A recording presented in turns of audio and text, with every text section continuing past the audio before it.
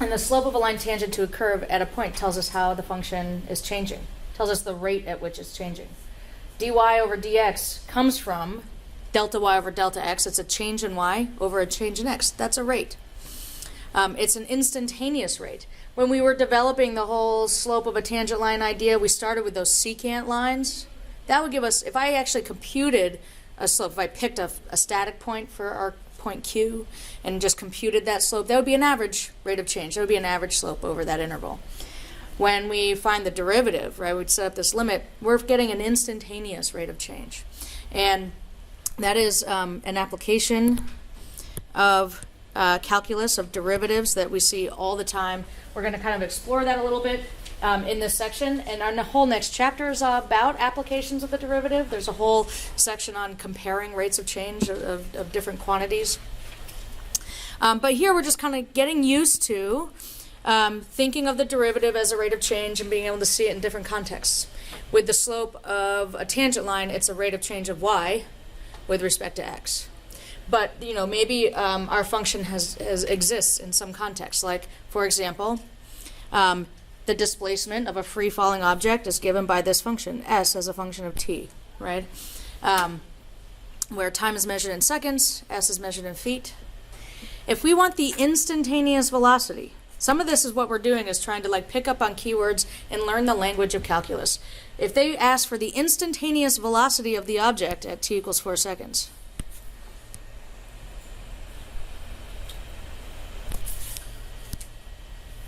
instantaneous velocity, that's the instantaneous rate of change of displacement over time.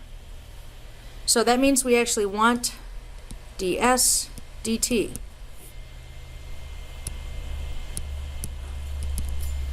And we want to evaluate it when t is 4. That's what they're asking us to do.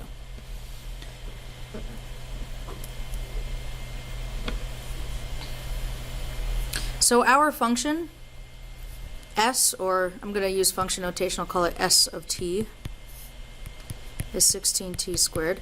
If we want to find the instantaneous velocity at t equals 4 seconds, the first thing we need to do is find the derivative. So that means we need s of t plus h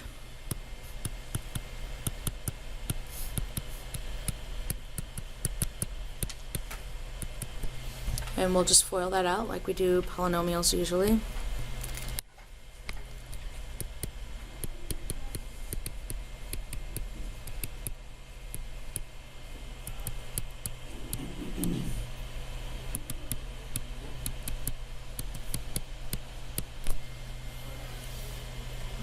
So there's s of t plus h. What are we going to do next?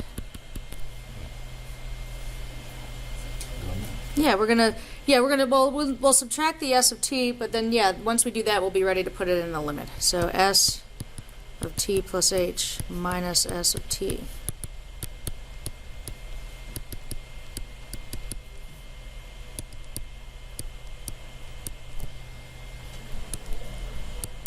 We're subtracting 16t squared.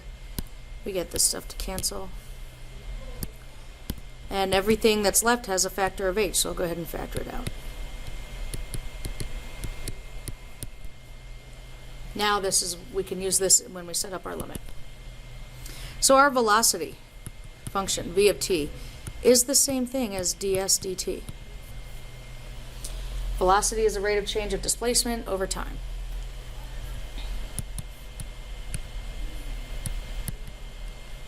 So s of t plus h minus s of t all over h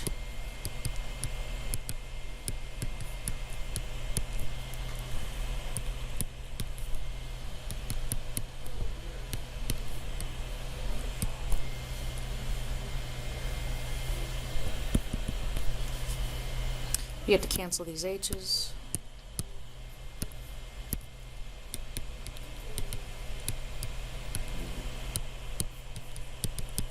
And what's our result?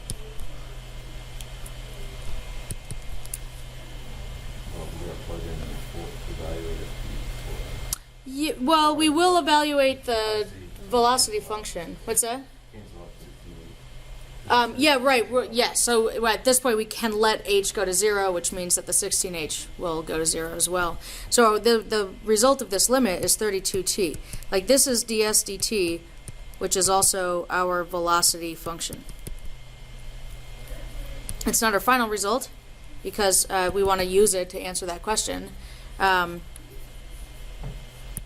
So when t is equal to 4, meaning when we find v of 4, bless you, or evaluate ds dt at 4, we get 32 times 4, which is 128. So a problem like this, one of the things I like, well, a problem like this illustrates what I like about this ds dt notation and why I like it more than the prime notation. There's good reasons to use the prime notation. There's good context, good times when like that is appropriate. But with these types of applications, I really like using this prime notation because this is a problem that has context. They asked us for the velocity, and you know, I guess we're all familiar with the types of units we get, like meters per second or miles per hour or whatever, and we can just go through and see what are our distance units. But if I'm ever unsure like what my unit should be when I'm evaluating a derivative, it's the answer's right here, like ds dt. Like that, like viewing it as a fraction, it's units of s over units of t. In this case, feet per second. So you kind of retain the context a bit more, I think, with the ds dt notation than you do with the prime notation. Yeah. Do you mind if we use the delta symbol? The delta symbol is generally used for like an actual differential, which is a little bit different. Like the reason we're using ds dt is we shrink that delta t and that delta s down to like really, really small. So there's like a slightly different kind of interpretation or place where it's appropriate. So I would prefer that you not do it. I don't think I would take points off, but I might circle it and just say we should probably write ds dt. And you're also going to see this along here. Yeah.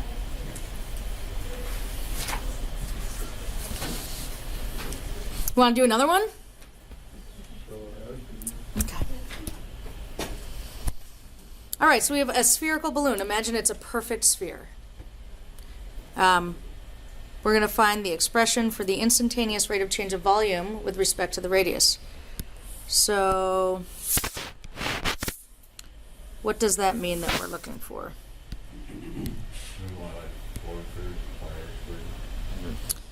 Well, we'll start with that, but like when we like just as a concept, if I want instantaneous rate of change of volume with so forget about the formulas right now. What's that? ds over dr. Close. It's the change of volume with respect to the radius? dv over dr. Yeah.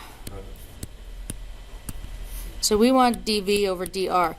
And if I want dv dr, that means that my intermediate goal is to write v as a function of r. And, you know, you could look it up in a book or, you know, any million places on the internet. Just Google it. The volume of a sphere is 4/3 pi r cubed.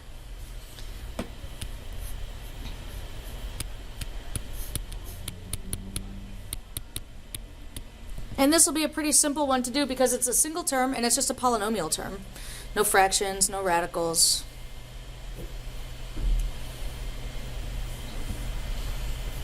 So v of r plus h is 4/3 pi r plus h cubed.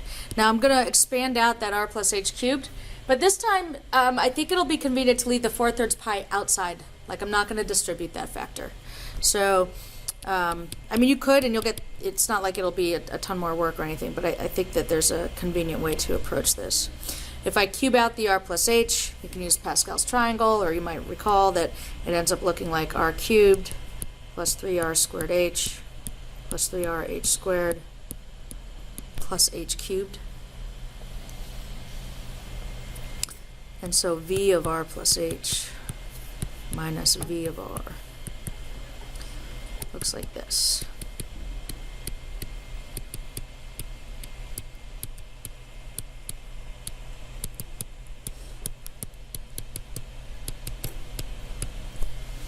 And instead of like distributing that 4/3 pi, what I find kind of convenient is to say, look, they both have like a common factor of 4/3 pi. So I'm actually just going to pull that outside.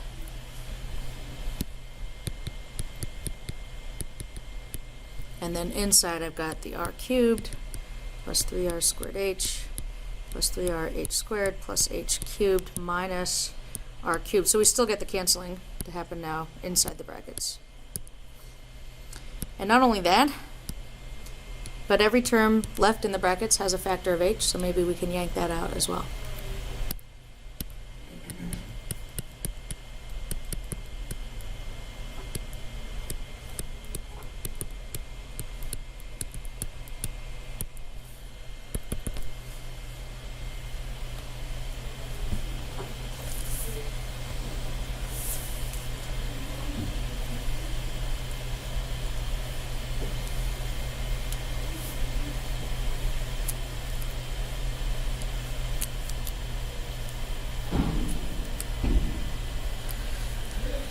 Now what? Cancel the H and set the limit.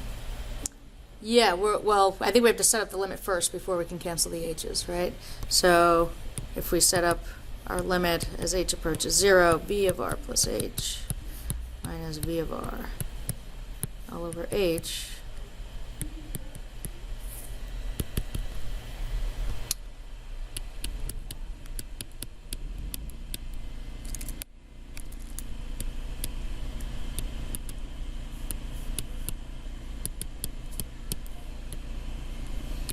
Now we've got an h that we can cancel.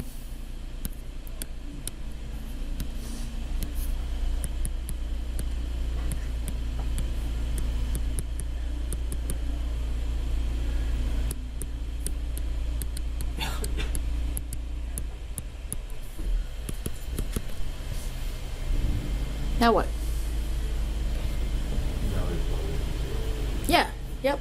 So we plug in the 0, these terms that have a factor of h will zero out, and we just end up with 4/3 pi times 3r squared. dv over dr. Yes, yep.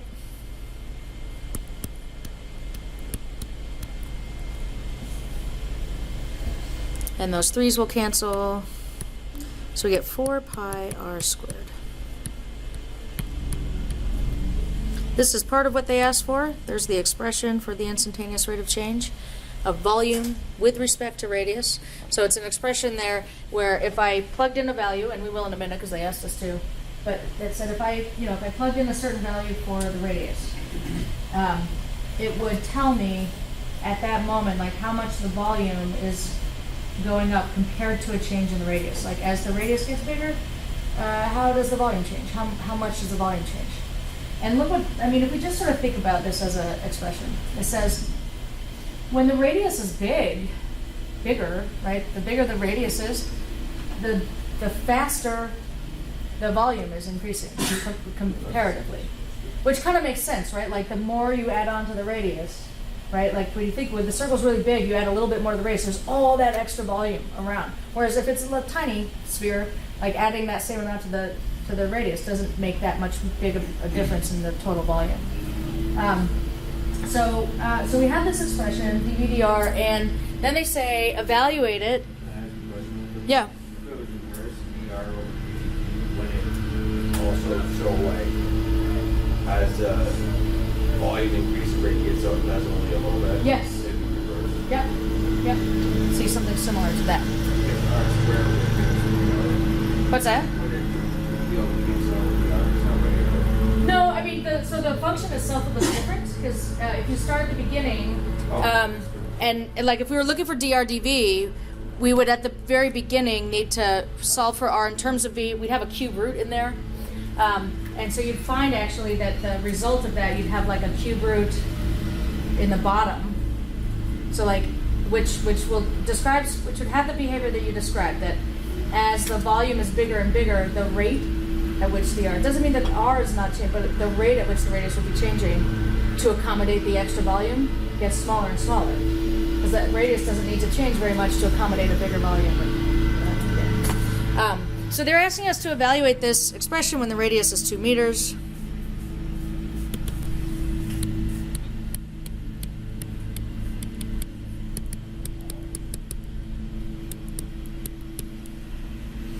So we get 16 pi, and we could approximate that. You get about, I think I got a little over 50.27 when I plug this in. What should the units be? What? So what are the units of volume? What are the units of radius?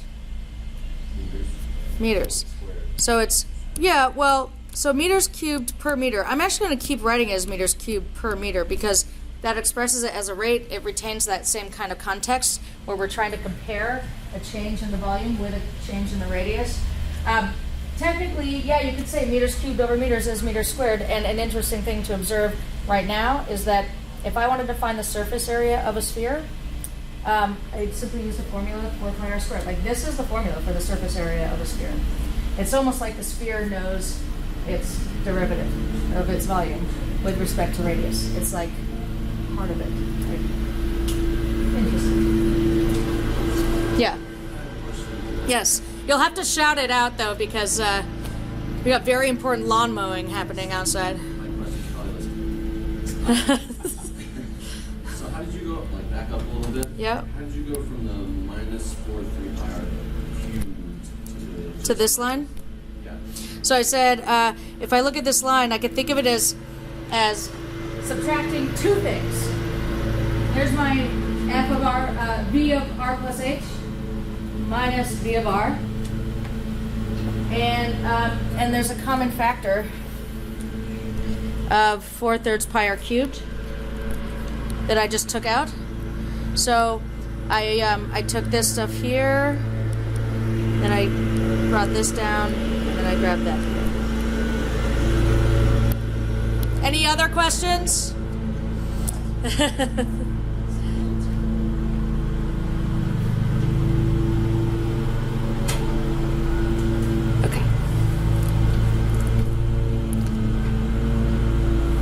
All right, so, okay, yeah, so here's the last example in this section.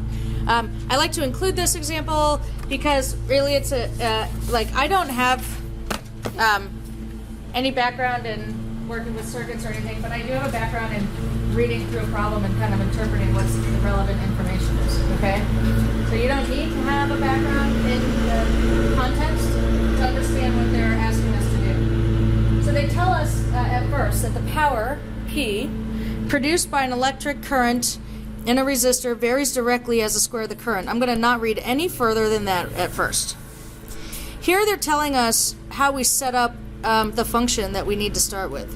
It's not, they don't give us everything we need in the first sentence, and we're going to have to do a little bit more work with the second piece, but you might recall from taking an algebra or pre-calculus course that direct variation, this means the same thing as is in proportion to, and we can set up this generic equation that describes the relationship between P and I.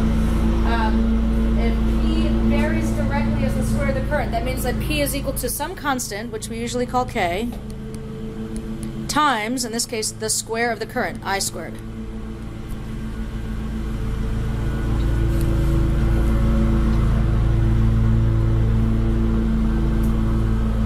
So, K is some constant that we don't know. But if we read a little further now, they tell us that 1.2 watts are produced by a current of 0.5 amps. This means that P is equal to 1.2 when I is 0.5. And so they gave us this matched pair of values that we can use in that equation we set up, and that'll help us figure out what K is equal to.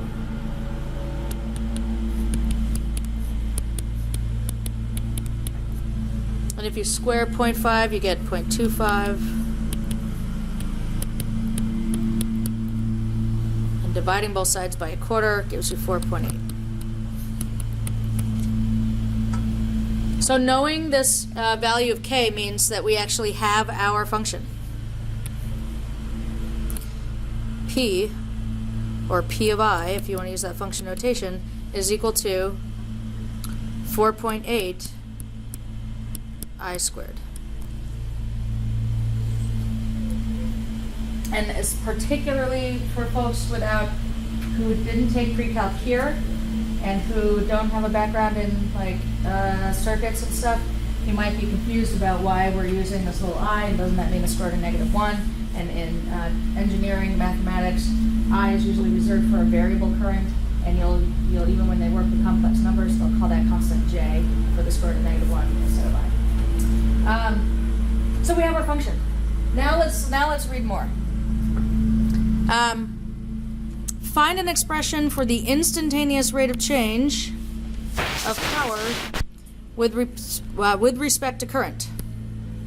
So what is it that we want to find?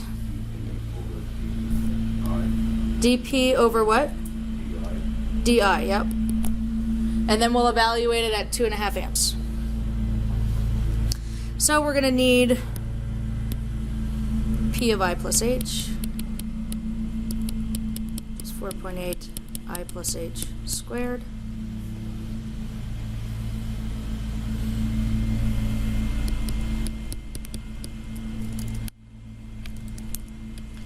At this point, we've kind of done limits like this probably so many times because I know you all did those exercises, so you did a bunch of these between Monday and today, but we kind of know how this is going to go now.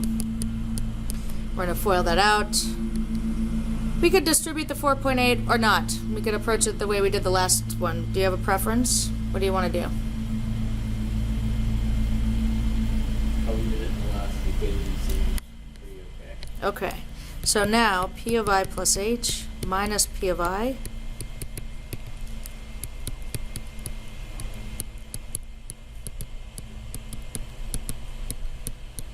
and then we're going to subtract 4.8 I squared. And what we're going to do here is see that we have a common factor of 4.8, right? We're subtracting these two things. We've got that common factor of 4.8 that we're going to pull out.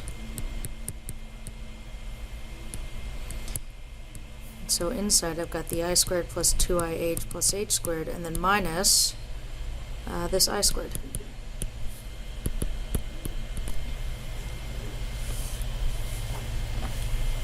I'm going to cancel these I squareds. And then also observe that in the terms that are left we have a common factor of H. We could pull that out.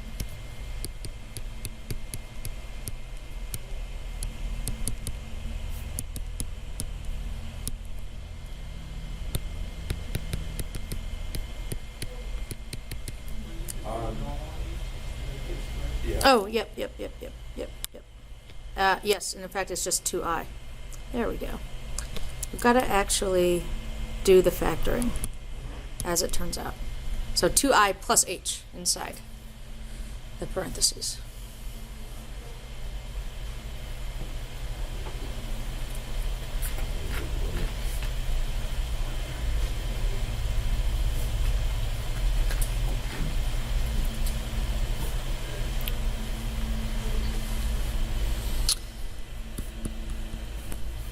All right, let's set up our limit. So dP di is the limit as h approaches 0 of P of I plus H minus P of I all over H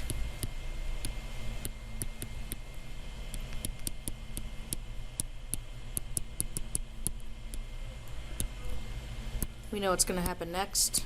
Cancel those H's.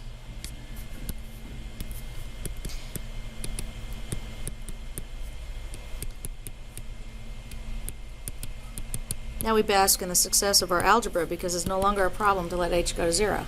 So we're just going to do it.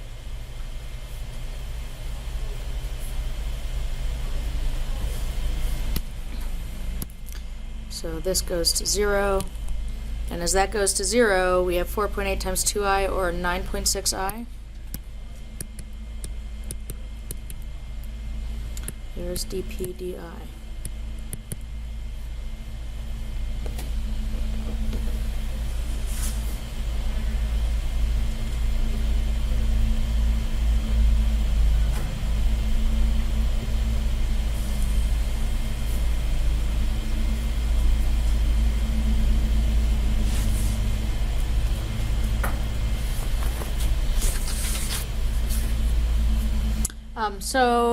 Are there questions on how we got this result? What's that?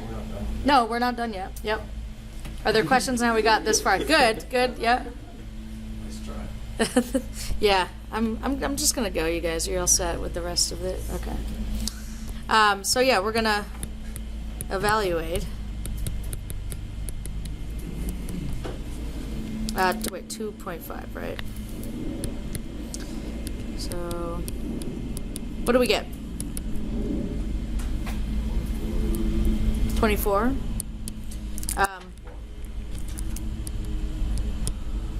What are the units? Yeah, watts per amp.